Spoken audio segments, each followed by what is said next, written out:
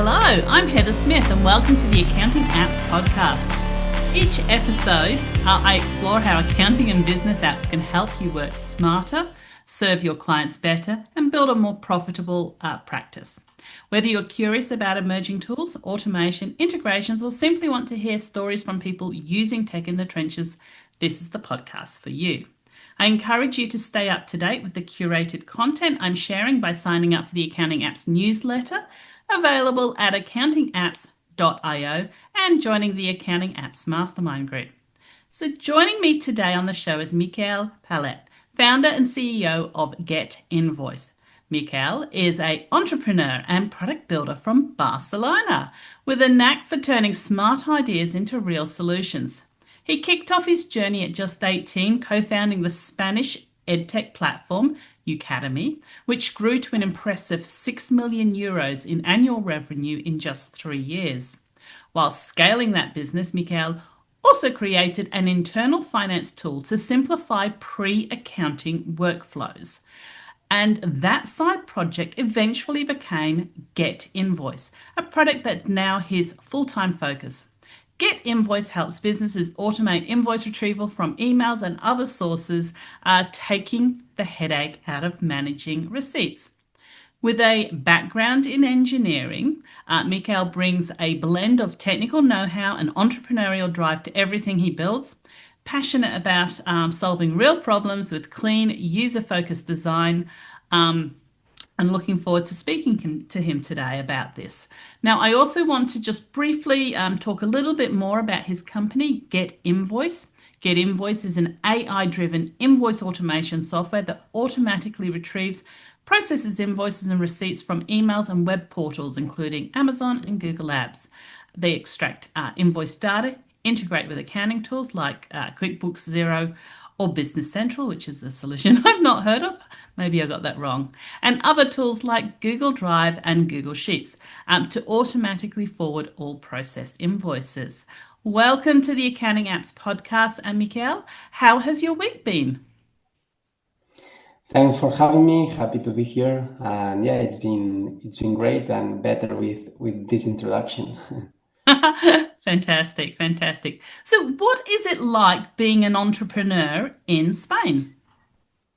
So most of the times it's really hard. So well, I started young. I really wanted to build something. At the start, I didn't really know what or how it would work like. But yeah, I think that it's fun, and that's why we do it. So yeah, overall, it's been a great experience for me. Fantastic. So what advice do you have for any sort of business technology or SaaS solution who's listening in that is interested in selling their solution into Spain? What's a piece of advice you'd have for them? So, well, in Spain, obviously, as in any other country, we have our own, our own rules, our own working solutions. So I'd say that the first step would be to speak to possible or potential users, and that's the main way of not getting caught up in things that later they won't get used. So yeah, and that's how you discover things that you were not familiar with. So yeah, that's usually how we work with when we're launching new countries. Fantastic. So you are the co-founder of Udemy, a contemporary educational platform based in Madrid, and it specializes in online exam preparation. It offers a blend of technology-driven learning and personalized support to help students succeed in various competitive exams. What inspired you to launch that business? So we launched that business because, and it was pretty well. We started just before the COVID, so it was pretty well timed. And basically, we had our own experience when preparing official exams, like entering to university, and we had to study always physically on academies And well, we were looking for solutions that we could help us study online, and we did not find none. So yeah, that's how we started. We started with university exams, and then we started preparing other type of exams, like government exams here in Spain, which had the same or similar problem like the university exams. Hmm. And within U Academy, I believe that's where you started to develop GetInvoice. Can you explain to our listeners what the solution, which is now sitting outside of U Academy, GetInvoice does? Yeah. So when we were scaling Academy, like we were growing very, very fast, and we had a very big problem, which was our team yeah, was growing fast, and each one of us was just hiring tools or yeah, hiring consultants, and all our invoices were basically scattered between all our invoices, all of our emails and different platforms. So at the end of each month, we had to reach out to every colleague, every employee in our firm, and ask them to send over the invoices, the receipts, because as you probably know, here in Spain and in Europe, you need to have every invoice, you need to have every receipt, and if you don't, you can get like the tax back. So it was a big problem because obviously we missed lots of the invoices, and it was a big waste of time. So the first solution looked like basically just connecting our emails, and the invoices came to the application automatically. So that was the first solution, and it worked great. It solved us the main problems, and then well, we started adding new features, and that's eventually how GetInvoice was born. Excellent. So it really solved that pain point of finding all of the receipts and invoices that sort of are scattered throughout the company to ensure that you're claiming back maximum amount on tax and I guess understanding exactly where all the money is being spent in the business. Who is the ideal client for Get Invoice? Our ideal client is usually small businesses, I'd say around 10 to 200 people, and usually they're based either in Europe or in United States. That's our two main markets. And well, that's really, we work with, yeah, small businesses and also very, very small businesses like lower than ten people. Mhm. So Get Invoices finds invoices in your inbox and organizes them into Google Drive. So while I do like the idea of this, my inbox contains lots of private correspondence. How are you ensuring the security over the data? So we work directly with Google APIs, Outlook APIs, which require you to have strict security measures. Also, they require you to be audited with a third-party company. And then for our internal systems, we need to like our access is restricted to, in this case, attachments on the email, so we really never read or can't read the email. And yeah, basically we try to self lock us outside your email, so we can never access anything that is not required by us. Oh, okay. Oh, that's interesting. Thank you for sharing that.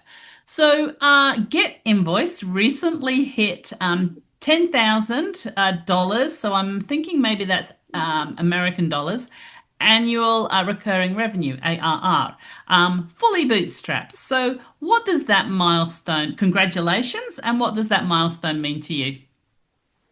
Thank you. So, well, it means a lot because we launched the product a very short time ago, like 6 months ago, and we're growing fast. We've already validated the idea that this is a problem that's not only for Academy, it's a wide problem. So yeah, and since announcing that milestone, we've already triplicated the ARR. So we are growing fast, and that's a good indicator. Good, good trend to be on. And so, as we talk about the revenue, I will highlight to our listeners there is actually a free plan available for extracting 10 invoices per month. So you can jump in and try it and see if it suits you, and that might be something to roll out in your company. So, you're going head to head with some really well-funded players in the market. How are you managing to stay competitive, feature rich, while also being bootstrapped? Well, it's difficult, but we are very, very focused. We know what the market needs, what our users need. So we really only do the necessary. We are very, very lean and efficient in that sense, and we almost 100% invest on product. So, well, I'd say we are very fast and yeah, very, very fast on adding new features, new product requirements. And also we are trying to carve our niche. We know obviously that there are big and great companies that obviously we can't compare directly with, but we can do some things that they do very well. So that's the main goal for us. What have you learnt during the process of building a solution like this? Well, the first thing I'd say that you need to learn how your customers will work with you, how you will interact with them to help them out. And the first thing that we needed to understand was what our customers really needed, how they needed to work with us to solve when an issue arises, when something maybe didn't work as expected. So the main thing has been being there for our users, and obviously at the start when we were just scaling, and this was really a good thing as well. We gathered a lot of data, a lot of their needs, and it's been amazing so far. Can you share with our listeners? Um, I understand you the end of year Spotify Wrapped campaign inspired your own marketing campaign. Can you share with our listeners how you did this? Yeah, so we thought that just after launch, and it was end of the year, we saw the Spotify Wrapped and thought that it would be a great idea to do something similar with emails. So we launched a small tool that basically gathered some insights on your emails for the year, and yeah, it was quite a sensation, and this helped us boost our launch a little. Is that still available for people to play with? Yeah, yeah, you can play with still. Okay, well, you'll have to send me the link so I can include it in the show notes, Miquel. Okay. um, Perfect. how do you balance your Spanish and your English languages in your business environment and sort of through the solution? So we really don't, and for that I mean that we don't have Spanish as a language in our platform. We launch as a start in English. So really, we never try to target the Spanish market directly. We do have Spanish companies, but they use the software in English. Oh, So yeah, we do plan to add that on the short term, but for now it's full English. okay. That's very interesting. I was wondering how you were balancing that. So I understand you recently read the Iliad and the Odyssey. What draws you to read classic literature, and are there any sort of parts of it that stand out for you that you would suggest other people read them? Well, I try to read a lot, and I really don't care what I read. But I usually tend to go to business books, and obviously, when you've read lots of them, you try to just think about something else. So yeah, that's why I try to go to classical books, and I think that I always find them very, very, very interesting. And if they're classical, it's probably for a reason. So that's why I go there, and I enjoy them a lot. I try to read them more often, but yeah, I have a bias in which I always go to business books, so I really can't read two novels in a row. Excellent. Thank you for sharing that. Um, are there any online business communities that you regularly engage with that our listeners might be interested in joining? So really, I don't follow much, or I haven't joined communities, but I do have some people on Twitter or X, which I follow, which are very, very interesting to me, and also I try to leverage my friends that are like my academy partners, which are also building a business that are still pushing. So I try to reach out to them whenever I need any help. So yeah, maybe not very online, but yeah, I try to to be always connected to people. Fantastic. So, Miquel, is there anything else you'd like to share with our listeners about yourself or about GetInvoice? Is there anything that they should know?